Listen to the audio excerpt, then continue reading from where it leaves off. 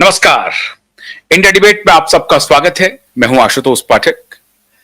मित्रों, जिस बात के लिए मैंने आपसे वक्त लिया था और मैं आपसे लगातार ये चर्चा कर रहा था कि मैं 1 या 2 दिन में आपको कुछ बात बताने वाला हूं, और मैं लगातार अपने वकीलों के संपर्क में था, उनसे जानकारी ले रहा था कि वो अब क्या सोच रहे हैं। हमने उनसे आग्रह भी किया था कि क्या ऐसा हो सकता है, क्या इस दिशा में बात बढ़ सकती है आगे।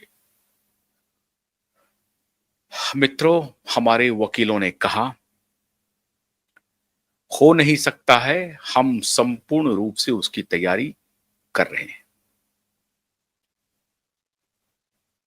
महाराष्ट्र में एक के बाद एक संदेश के बाद भी अब कुछ दिनों का ही हम सरकार को मोहलत देने वाले हैं, और सरकार से तात्पर्य है अदालत को भी और सरकार दोनों के बारे में आज मैं विस्तार से बात करूंगा। दिशा सुशांत को न्याय तब तक नहीं मिल सकता है मित्रों, जब तक कि सरकार नहीं चाहेगी। तो क्या महाराष्ट्र की सरकार चाह रही है कि दिशा और सुशांत को न्याय मिले? अभी तक के व्यवहार से, अभी तक के आचरण से तो बिल्कुल लग रहा है कि सरकार चाहती तो जरूर है, लेकिन रवैया बहुत ढीला है। और कभी कभी उनके ढीले रवैये से यह भी संकेत जाता है कि सरकार नहीं चाहती है कि दिशा और सुशांत को न्याय मिले। इसलिए हमने अपने वकीलों से बात की और हमने ये जानने की कोशिश की कि इसका और क्या तरीका हो सकता है। उन्होंने कहा कि केंद्रीय गृह मंत्री अमित शाह जी के मुकदमे को लोगों ने ट्रांसफर करवाया था गुजरात से महाराष्ट्र, और उसकी सुनवाई हुई थी। और तब जबकि गुजरात के कद्दावर नेता थे अमित शाह जी।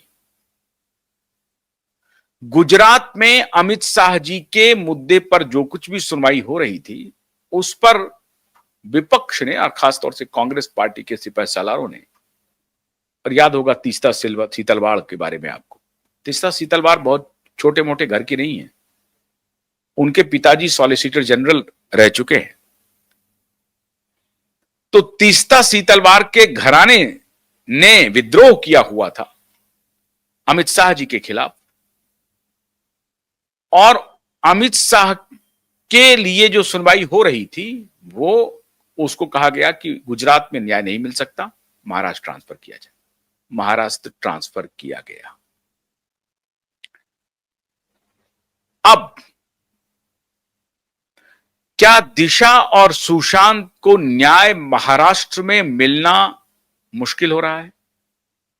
ऐसा प्रतीत हो रहा है।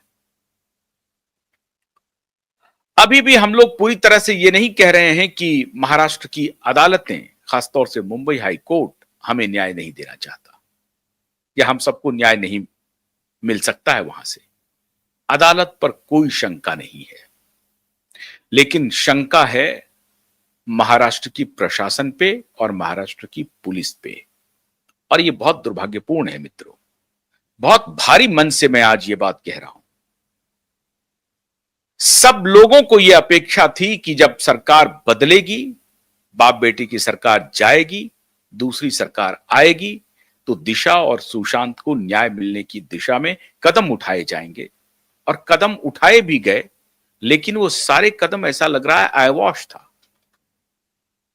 22 में सरकार बनी, अब जब दोबारा सरकार बनी है 22 में, तो ये मुख्यमंत्री नहीं थे। 22 में मुख्यमंत्री एकनाथ शिंदे जी थे, लेकिन गृह मंत्रालय बीजेपी के ही पास था। सर्वे सर्वा थे, लेकिन चलिए हो सकता है कि एकनाथ शिंदे की कोई अपनी बात रही हो, तो उन्होंने एसआईटी तो गठित कर दिया 2022 में, लेकिन एक कदम भी आगे नहीं बढ़े।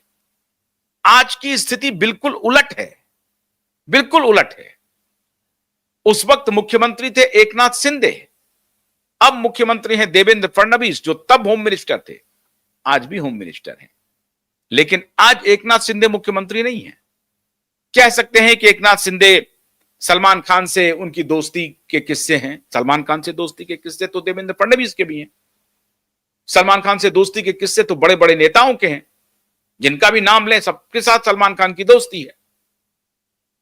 तो उस वक्त यह हुआ कि नहीं, सलमान खान से दोस्ती है एकनाथ शिंदे जी की, इसलिए इस मुद्दे को आगे नहीं बढ़ा रहे हैं। लेकिन जब दूसरी दफा सरकार बनी, लेकिन उस वक्त भी दबाव पड़ा,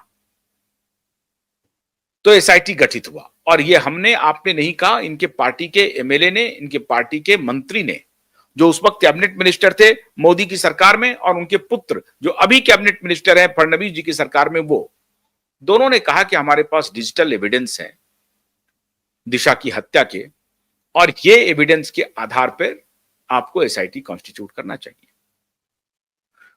उस एविडेंस का संज्ञान लेते हुए देवेंद्र फडणवीस ने प्रेस में बयान दिया हुआ है।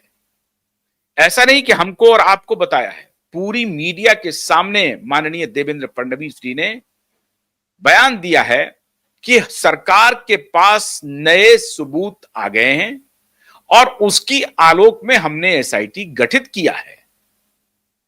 तो यह कोई अनायास ही तो बात नहीं हो रही थी। किसी तीसरे व्यक्ति ने तो जाके नहीं कहा, व्यक्ति वही थे देवेंद्र फडणवीस। तब वो होम मिनिस्टर थे, आज वो मुख्यमंत्री भी हैं और होम मिनिस्टर भी हैं। तब भी होम मिनिस्ट्री बीजेपी के पास थी, तब उन्होंने आकर के मीडिया में बयान दिया था कि नए सबूत आ गए हैं और उस नए सबूत के आधार पर हमने एसआईटी गठित किया है। तो वो नया सबूत कहां गया? वो कौन सा नया सबूत था? जिस नए सबूत को पुलिस ने कूड़ेदान में डाल दिया, वो सबूत गया कहां? कौन पूछेगा उस नए सबूत के बारे में? हमने नहीं कहा था कि नया सबूत आ गया, ये तब की बात है, 2022 जुलाई की बात है। हमने तो नहीं कहा था। हम तो तब भी इंतजार कर रहे थे कि सरकार क्या करती है।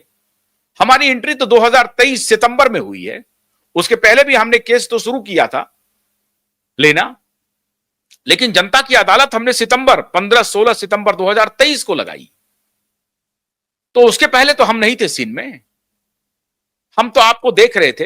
हमें आशा थी कि सरकार बदली है 22 में, आपको होम मिनिस्ट्री मिला है, सरकार कुछ काम करेगी। 1 साल तक हमने इंतजार किया, आपने कुछ नहीं किया। तब हमने जाकर के